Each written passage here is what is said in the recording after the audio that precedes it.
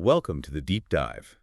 We are digging into, well, one of the most compelling and continuous struggles in Caribbean history, the making of Jamaica's national identity. Mm. But here's the angle we're using today, and it's kind of a brilliant one, actually. We're drawing inspiration from maybe an unlikely source, a real estate article talking about National Heroes Day. Right. It sounds strange at first, but it works. It really does. So we are deep diving into the history of the country's 7 national heroes, but through this specific, fascinating lens of land and, property rights. Yeah. Our mission, really, is to trace that unbroken chain of action that took Jamaica from, well, a subjugated colony to an independent country. And proving that, like our source material hints, before there were any deeds, any legal ownership, there simply had to be defiance. And that framework is so important, isn't it? Because it immediately puts a mirror up to our maybe modern obsession with ownership. Exactly. It reminds us that while today we talk about building equity and, trading in property, these figures, these heroes, they traded in purpose. Purpose, yeah. Every home, every single square foot of titled land in Jamaica, it rests upon the profound courage of these leaders.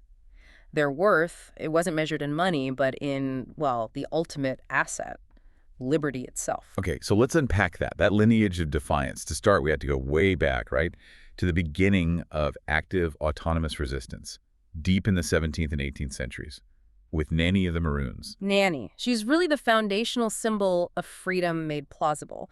We're talking about a woman, a Kanasante heritage, traditionally born around 1686. Okay. Enslaved, but managed to escape. And she became this incredible leader among the Windward Maroons. And for listeners who might not know, the Maroons were these communities of formerly enslaved people, right? They created autonomous strongholds deep in the mountains. Exactly. In the dense, really difficult interior, Nanny operated in the Blue Mountains, which, that's formidable terrain even today. Oh, absolutely. And the sources show that by the 1720s, she and other leaders like Quao were running Nanny Town. They weren't just hiding, they were staging continuous raids.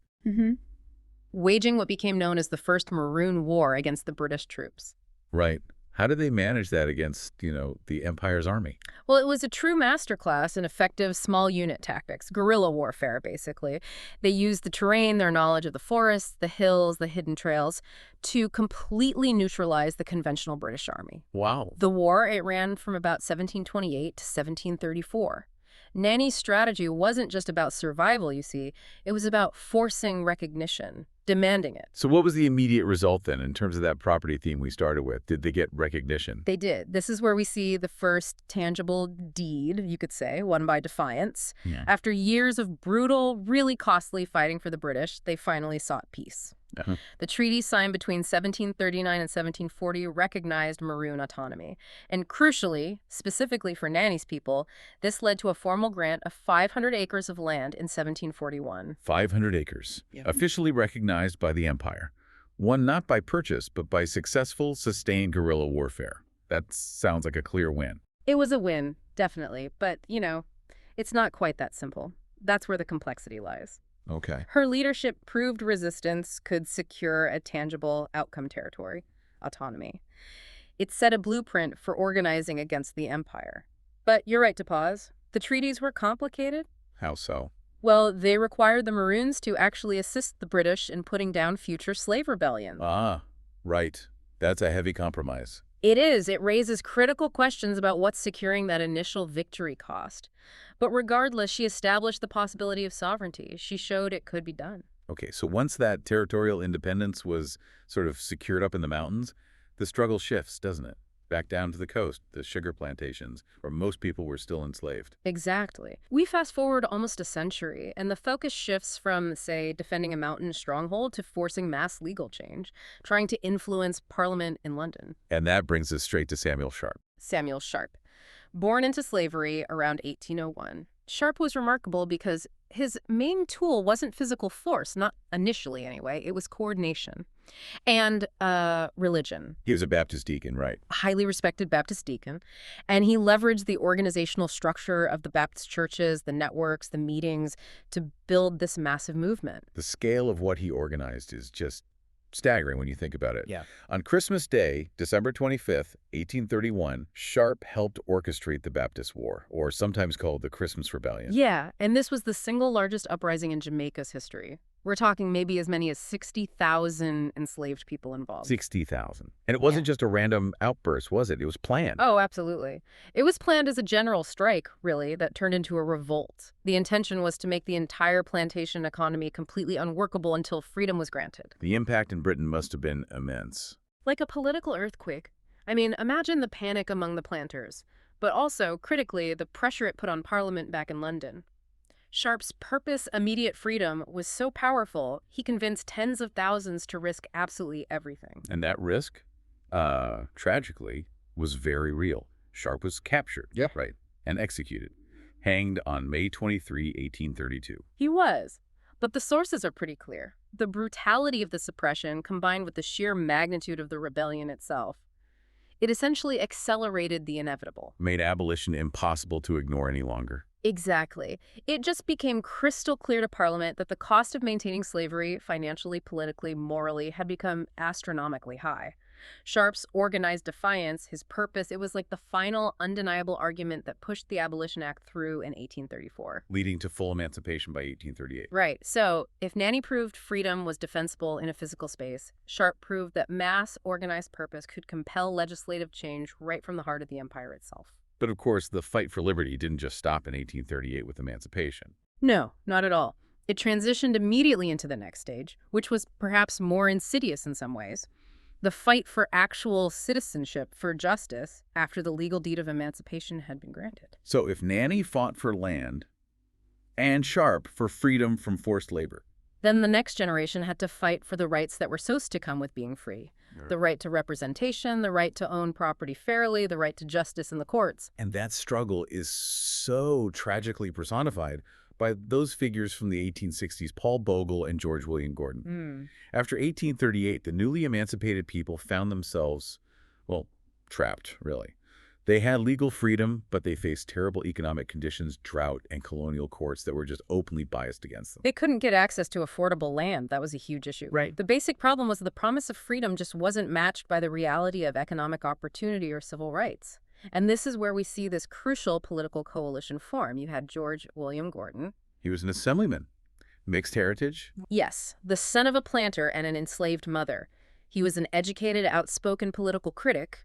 He was constantly denouncing the abusive policies of the governor at the time, Governor Eyre. Okay, so he's the political voice. And Gordon found his essential grassroots ally in Paul Bogle, also a Baptist deacon, like Sharp, but more of a rural organizer, a small farmer down in St. Thomas Parish. And Bogle became the voice for the desperate rural population. Exactly. Channeling their purpose, their need for basic justice, for land, into direct action. Which led to the Morant Bay events, October 1865. Yes, the catastrophic climax. Bogle led his supporters on a march from their village, Stony Gut, to the Morant Bay courthouse. They were demanding justice, representation, reform.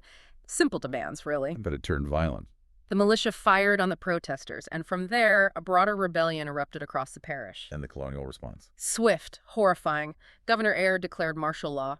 Gordon, who wasn't even in Morant Bay, was seized in Kingston, brought back for what was basically a sham trial under martial law, and hanged on October 23, 1865. And Bogle. Captured and hanged the very next day. Hundreds, maybe more, were killed in the suppression that followed. Their martyrdom, though, it had ripples, didn't it? Oh, huge ripples. It became the focus of intense debate back in Britain, and worldwide, really. It led eventually to Governor Eyre's recall. Their fight shifted the critique beyond just abolition. It became a demand for actual post-emancipation rights and representation. They laid bare the failures of colonial rule after slavery supposedly ended. Absolutely.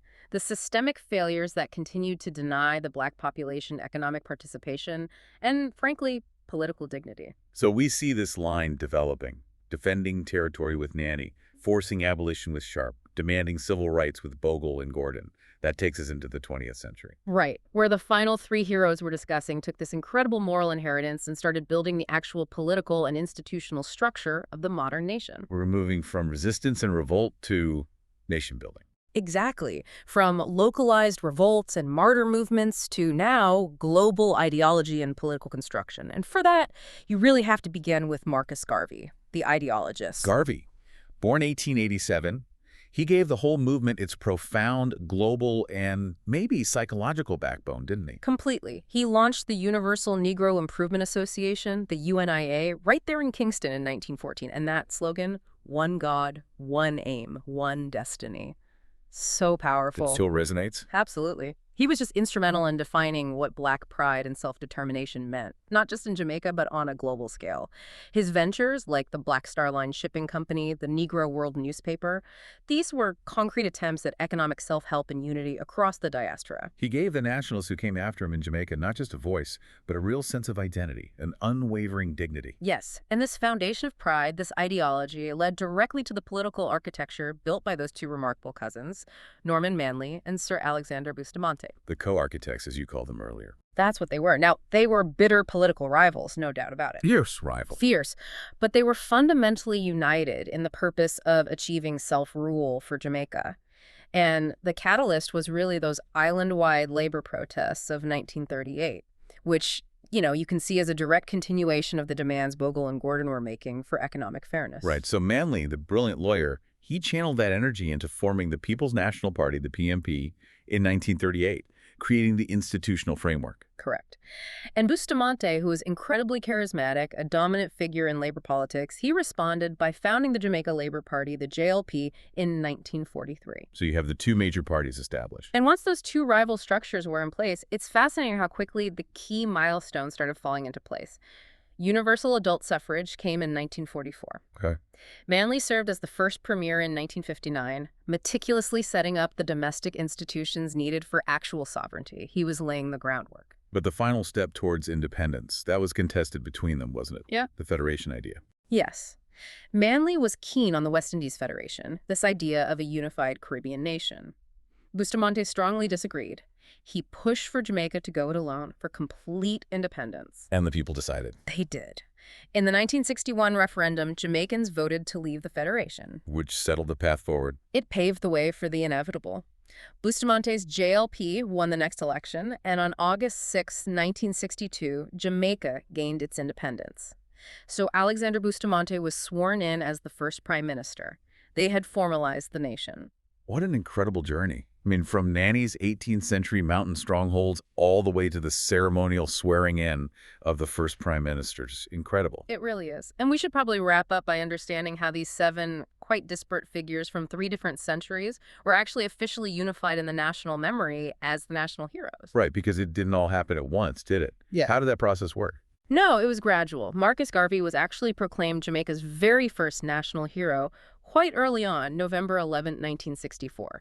That was when his remains were repatriated, brought back from London. Okay, so Garvey first. But the formal system came later. Exactly. The formal statutory mechanism, the Order of National Hero, the ONH, that wasn't created until the National Honors and Awards Act was passed in 1969. Ah, I see. So that act established the official honor. Right. And the initial conferment under that act in 1969 officially brought Garvey, Bustamante, Manley, Paul Bogle, and George William Gordon into that core group of national heroes. So the 20th century leaders and the Morant-Bay martyrs? Precisely. Representing the modern political movement and the key figures of the post-emancipation struggle. But the memory of the earliest resistance, Nanny and Sharp, they weren't included initially. Not in that first group in 69. The foundation of the defiance, as you put it, needed to be fully integrated later. So when did that happen? It wasn't until March 31st, 1982, that the government formally conferred the ONH on Nanny of the Maroons and Samuel Sharp. Okay, 1982.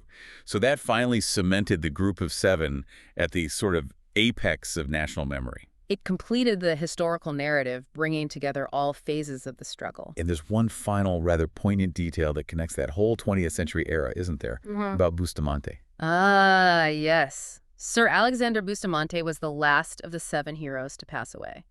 And he died on August 6, 1977. August 6th, Independence Day. Exactly. It happened to be the 15th anniversary of Jamaican Independence Day. The architect's life closed, quite literally, on the birthday of the nation he helped build. Wow, that's a powerful convergence, as you say. It truly is. Personal history and national destiny right there. So looking back at this whole journey, what does it all mean? The sources, this unique angle, they show us that the national heroes, they represent this continuous, unbroken moral struggle. It stretches from Nanny's initial territorial defense to Sharp's mass action, then Bogle and Gordon's demand for civil rights, And finally, Manley and Bustamante's institutional construction. The defiances really did define the deed, didn't it? It absolutely did. And we keep coming back to that initial observation from the source material. They traded in purpose. Right. And Marcus Garvey, especially, he preached that Black pride wasn't enough on its own. It had to be coupled with robust economic self-help. Think about the sheer ambition needed to even attempt something like the Black Star Line. Yeah, incredible ambition. He was demanding a foundation of independence that went far beyond just politics or land titles. It was about self-reliance in a much broader sense. Okay, so here's maybe the final thought, the question for you, the listener, to mull over. Yeah. Given this heritage, especially the emphasis from figures like Garvey on economic self-reliance and community building, what self-reliant foundations of purpose that go beyond just acquiring property does this profound heritage encourage you to build today? That's the ongoing challenge, isn't it? The living legacy of National Heroes Day.